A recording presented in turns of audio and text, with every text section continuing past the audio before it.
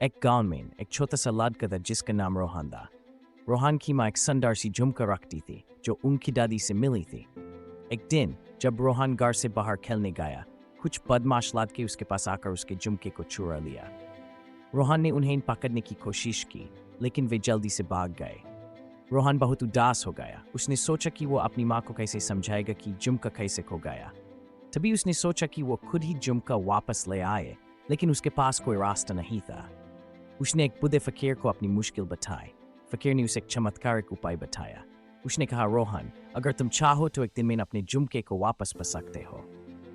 तुम्हें इन बस एक चीज की जरूरत, सब्र, विश्वास। रोहन ने फकीर की बात पर विश्वास किया और घर चला गया। उसने अपनी माँ से वादा किया कि वो झुमका वापस लाएगा। उसने रात भर दुआ की और सुबह जल्दी उठकर छोटे से गांव के हर कोने में ढूंढने लगा, लेकिन उसने कुछ नहीं पाया। दिन बीत गया, लेकिन कोई भी क्लू नहीं मिला। रोहन थक गया, लेकिन हिम्मत नहीं हारी। उसने सोचा कि वो एक बार फिर से अपने घर के पास जाए और प्रयास करे। जब वो वहां पहुंचा तो उसने एक दूर बारी रास्ते में कुछ चमकता हुआ देखा। उसने जल्दी से उस ओर भागा और वहां अपने झुमके को पाया।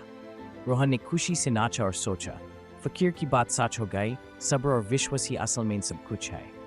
फिर उसने समझा कि झुमके चुराने वाले बच्चों को भी माफ़ी देनी चाहिए। वो उनके पास गया और उनसे दोस्ती की। जब वो वापस अपने घर गया तो उसने अपने माँ को अपने अनुभवों का वर्णन किया और माफ़ी मांगी। उसकी माँ ने उसे गले लगाया और कहा, बेटा, मैं तुम पर फख्र करता हूँ।